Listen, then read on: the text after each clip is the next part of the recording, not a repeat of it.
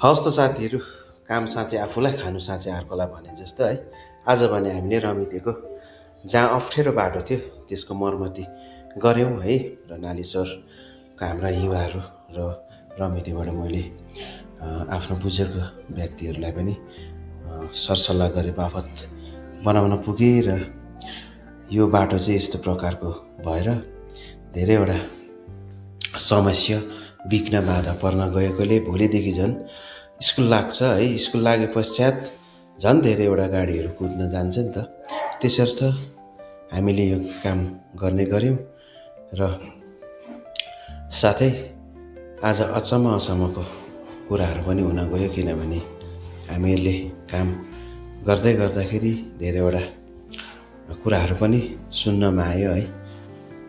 र सेवामा हामी अग्रसर भए तापनि कतिजनाले हामीले गरेको सेवालाई नकारात्मक सोच राखेर हेर्नु हुँदो रहेछ भन्ने मलाई लाग्यो है।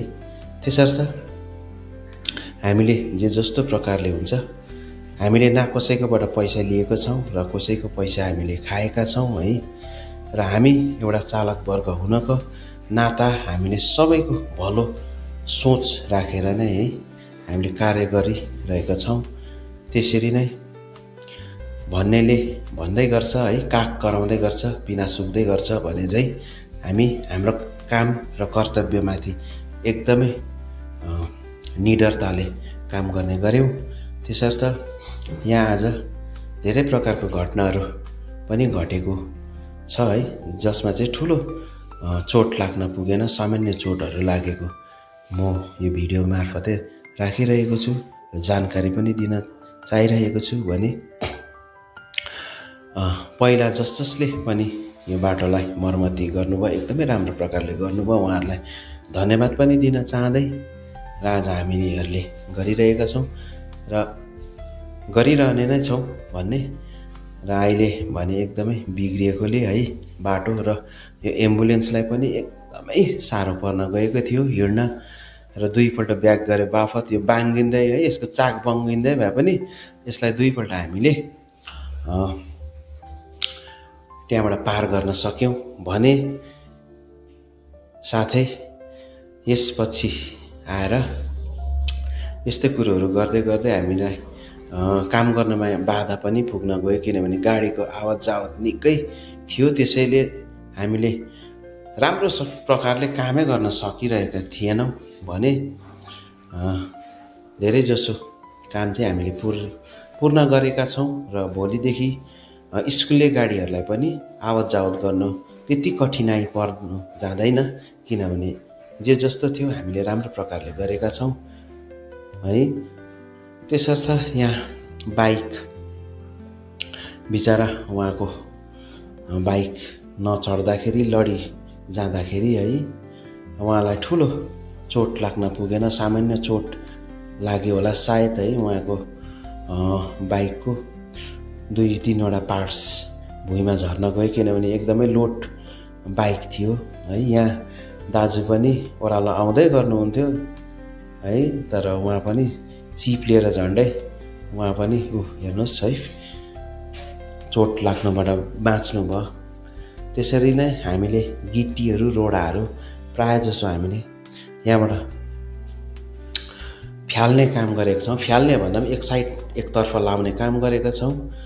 र यो भिडियो मैले गरिरहेकोमा तपाईँहरूलाई के कसो लाग्छ मलाई सुझाव दिनुहोस् भन्ने अनुरोध गर्न चाहन्छु। साथै यहाँ मात्र नभएर हामीहरू आज पर मिलिङ बस्ती जो चाहिँ खोङखोला त अहिले बिग्रिएको पुलले गर्दाखेरि जान सकिँदैन, त्यसर्थ त्यस ठाउँमा पुग्नुभन्दा अगावै अलिकति माथि सुब्बिनी बोजूको बारी मुनि अस्तिको नै है भल पहिरोले अलिकति बिग्रिन गएको थिएछ। र त्यहाँ कसैको नजर नपर्दाखेरि चाहिँ हामीहरू नालीचौरको जे जस्तो दाजुभाइहरू मिलेर नै त्यहाँ सफाई गर्ने काम पनि गऱ्यौँ। र त्यहाँ एकदमै राम्रो प्रकारको बनाएका छौँ भनेदेखि हामीहरू आज यस्तै कामहरू गरेर मात्र है गाडीलाई कति असुविधा हुन्छ भन्ने सोच राखेर है हामीले काम गर्न पुग्यौँ र सम्पूर्णलाई आफ्ना गाउँमा सासानो झोडा नालाहरू बुचिएर नराम्रो भएको छ भने तपाईहरु स्वयं आफैले त्यहाँनिर सहयोग पुर्याएर सारसफाई गरेर है आवत जावतलाई बाधा नहुने काम गरिदिनुहोस् भन्ने मेरो विनम्र निवेदन गर्न चाहन्छु र हस्त साथीभाइहरु अहिले भने चाहिँ म पर सेवा कार्यमा एकदमै लिप्त हुने व्यक्ति हो नि त हैन म त्यसर्थ यहाँ मुन्डा बस्ती जाने रोड है जो चाहिँ नालीचोर भाया पेट्रोल पम्प निस्किने है त्यसको चाहिँ अब पहिरोको चपेटमा आएर अस्तिको दिन जुन प्रकारले तहस नहस ध्वस्त भएको थियो त्यो त जेसीबी द्वारा खुलिए तापनि यहाँ नजदिक है सुब्बिनी बोजूको बारी नजदिकमा यस्तो प्रकारले हिलो बनिएको थियो र यो चाहिँ कसैको नजर नपर्नुको कारण नै यो सफा भएको थिएन भन्दै आज भने चाहिँ हामी नालीचौर है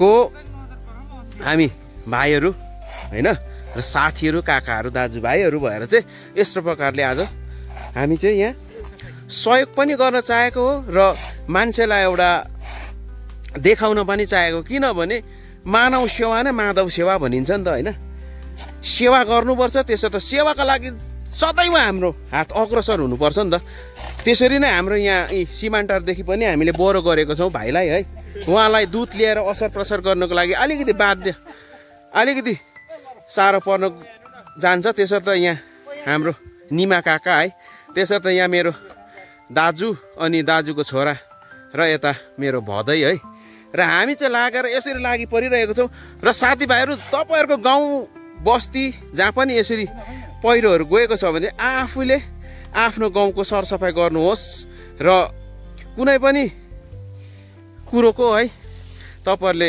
पर्खिने काम छैन है यो चाहिँ म भन्न चाहन्छु किनभने ढिलाइ हुन्छ नि त किनभने सरकारी काममा सरकारी कुरोहरू खोज्नुको लागि चाहिँ ढिलो हुन्छ र यहाँ एकदमै समस्या भइरहेको कारण चाहिँ हामीले यस प्रकारले आज भनी चाहिँ सरसफाइ गरेर यो बाटोलाई एकदमै राम्रो बनाउने काम गरिरहेको म तपाईहरुलाई जानकारी दिँदै यो मेरो सानो भिडियो यही अन्त गर्न चाहे। धन्यवाद।